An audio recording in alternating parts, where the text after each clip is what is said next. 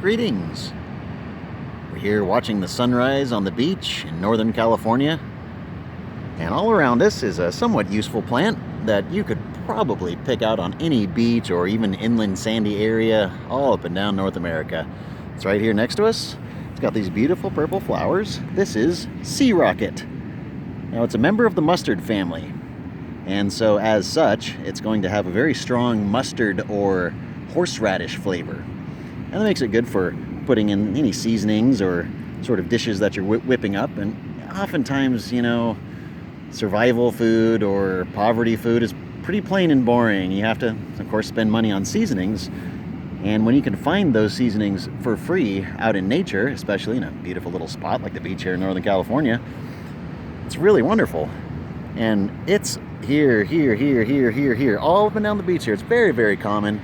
You can find it all over the place. Up there, even up in Oregon, all the way down through California. And it's a handy one to know. It's very pretty. You'll see the little purple flowers poking out and go, oh, what's that stuff? Well, that's called sea rocket. And it can add a nice sort of flavor if you're into horseradish, if you're into mustard, that sort of those very strong flavors. But sometimes you want that.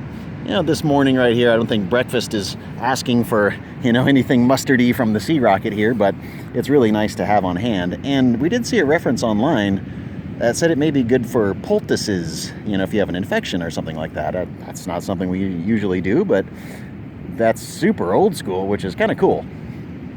So if you like going old school, that's possible medicinal use for this. And apparently any other mustard family, I would do a little more research on that one. For us, it's mainly just a seasoning. I often don't get infections, especially on the feet, because our feet, as such, being shoeless, are always in contact with healthy plants, and so they hardly ever get infections. They tend to keep themselves pretty thermally regulated. And we like to know what little plants there are in different places to season your foods, because, foraging, there's other stuff here. There's strawberries and plantains, and not everything tastes good, or not everything's in season necessarily, and your boring, pot of noodles or something might not be so exciting, but when you throw in a little sea rocket or something like that, maybe a little lemony dock, you can get some different flavors going in there and turn very basic survival or, poverty food into something that actually tastes good. And who wants boring food? Not us. We like food that tastes good. And this is one way to help your survival or poverty food taste just a little bit better and give yourself just a little elevation in your quality of life.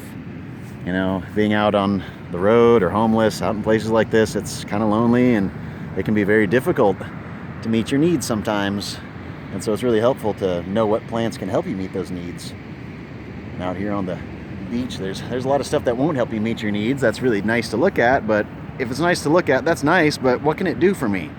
These the stratigraphy here of the layers of gravel is fascinating, but I can't eat it, and it's not medicine. It really is more of just a hazard. But right next to it, sea rocket, and all through here, sea rocket. A useful plant that actually does have a benefit out here on the beach. I want to thank you so much for joining us here on the Northern California coast to take a quick look at a somewhat useful little plant, sea rocket.